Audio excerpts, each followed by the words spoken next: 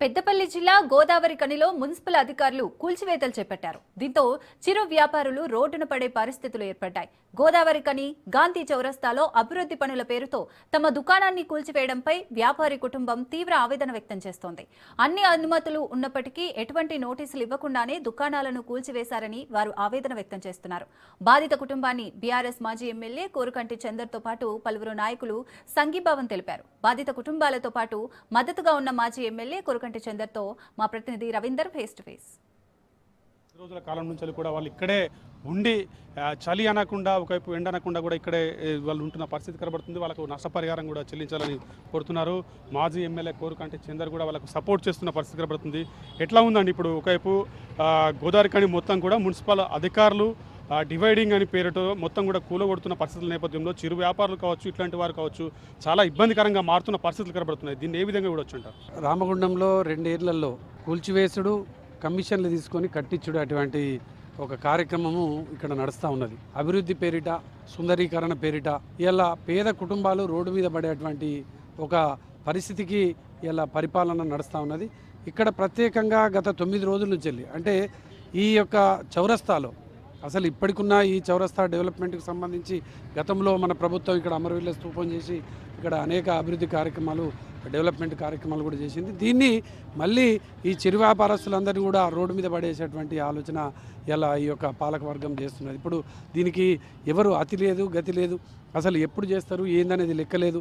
ఇలా మల్లేష్ కుటుంబం గత 9 రోజుల నుంచి ఇక్కడ రోడ్డు మీద కూర్చున్నది. మల్లేష్, లలితమ్మ గత 9 రోజుల నుంచి. అయితే వీళ్ళతోని గతంలో 2003లో వీళ్ళు అప్లికేషన్ పెట్టుకొని పర్మిషన్ తీసుకొని 20 లక్షల రూపాయలతోని ఈ యొక్క వైఎస్ఆర్ పట్టా ఉన్నది కాబట్టి పర్మిషన్ తీసుకొని అవన్నీ కట్టి ఇక్కడ రూమ్ కట్టుకున్నారు.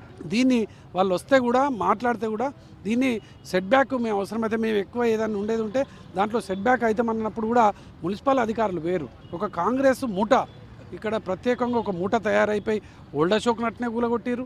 ఇక్కడ మిగతా చిరు వ్యాపారస్తులను కూడా అట్నే కూలగొడుతున్నారు. దీంట్లో వీళ్ళది కూడా రాత్రికి రాత్రి వీళ్ళు 12-1 దాకా ఉంటే తెల్లారంగా 3 గంటలకు వచ్చి కూలగొట్టినటువంటి పరిస్థితిని మేము కల్లారు చూసిన. వీళ్ళు పోయి పోలీస్ స్టేషన్లో ఇస్తే విజయ్ అనేటువంటి ఒక కాంగ్రెస్ కార్యకర్త నాయకుడు ఆయన కంప్లైంట్ ఇస్తే ఆయన మీద కేసు నమోదు చేసినట్టుగా పోలీసులు కూడా చెప్తున్నారు. ఇప్పటి వరకు అరెస్ట్ కూడా చేయలే. అంటే వీళ్ళు అసలు ఈ పరిపాలన చేస్తున్నటువంటి వాళ్ళు ఎవరు, ఈ కూల్చివేతలు చేస్తున్నది ఎవరు, అసలు అధికారులా లేకపోతే కాంగ్రెస్ నాయకులా? దీని మీద కరెక్ట్ ఎమ్మెల్యే మాట్లాడు, ఎవరు కూడా మాట్లాడరు.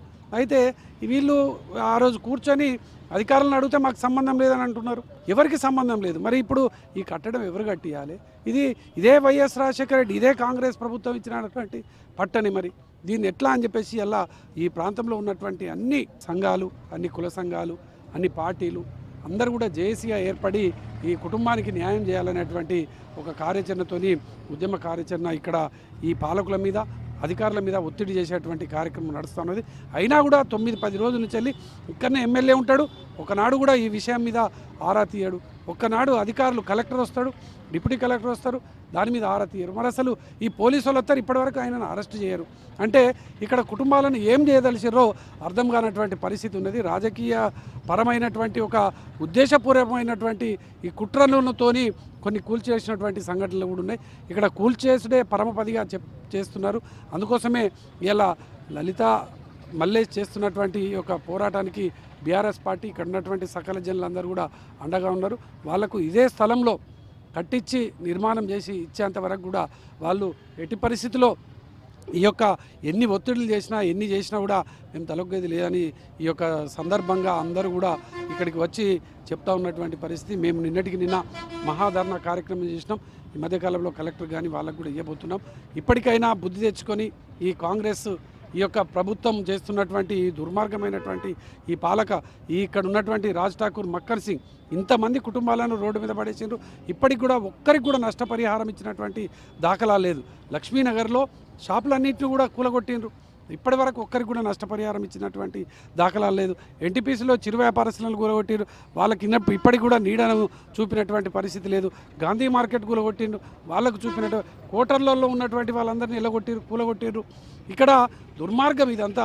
వీళ్ళంతా కూడా ఈ యొక్క కట్టడాన్ని కట్టి మళ్ళీ ఎవరికో కమిషన్ ఇచ్చి దీన్ని ఏదో చేసుకుందామనేటువంటి ఆలోచన తప్ప ఈ యొక్క మేము తెచ్చినటువంటి నిధులతోని కమిషన్లు తీసుకొని హైదరాబాద్ నుంచి వెళ్ళి కాంట్రాక్టర్తో కట్టించుకుంటూ ఇదేదో చేస్తున్నారు. ఇవాళ ఈ యొక్క దీన్ని ముక్తకంఠంతో ఈ ప్రాంతంలో ఉన్నటువంటి సకల జనులందరూ కూడా ఖండిస్తూ ఉన్నాం. వెంటనే ఇప్పటికీ ఈ కలెక్టర్ గారు స్పందించాలి. దీన్ని వెంటనే ఈ యొక్క న్యాయం చేసేటువంటి దిశగా ఇక్కడ మన మల్లేష్ కుటుంబానికి న్యాయం చేసేటువంటి దిశగా ఏదైతే కూలగొట్టినటువంటి కట్టడాన్ని నిర్మించి ఇచ్చేటువంటి నిర్ణయం తీసుకోవాలని మేము ఈ సందర్భంగా డిమాండ్ చేస్తా ఉన్నాం. గత 10 రోజుల నుంచి కూడా వాళ్ళు చలికి లెక్క చేయకుండా రాత్రనక పగలనక వాళ్ళకి సంబంధించిన ఇల్లు కూలిపోయింది కాబట్టి ఇక్కడే ఉంటూ వాళ్ళు నివసిస్తూ వాళ్ళకు న్యాయం జరగాలని కోరుతున్న పరిస్థితి కనబడుతుంది. చిరు వ్యాపారులు కూడా చాలా వరకు రోడ్డు పైన వస్తున్న పరిస్థితుల నేపథ్యంలో ప్రస్తుతానికి బీఆర్ఎస్ పార్టీతో పాటు మిగతా నాయకులు కూడా ఇక్కడ సపోర్ట్ చేస్తూ వాళ్ళకి న్యాయం జరగాలని కోరుతున్న పరిస్థితి అయితే స్పష్టంగా కనబడుతుందని చెప్పవచ్చు. కెమెరా పర్సన్ కిషోర్తో కలిసి రవీందర్, రాజ్ న్యూస్, గోదావరిఖని.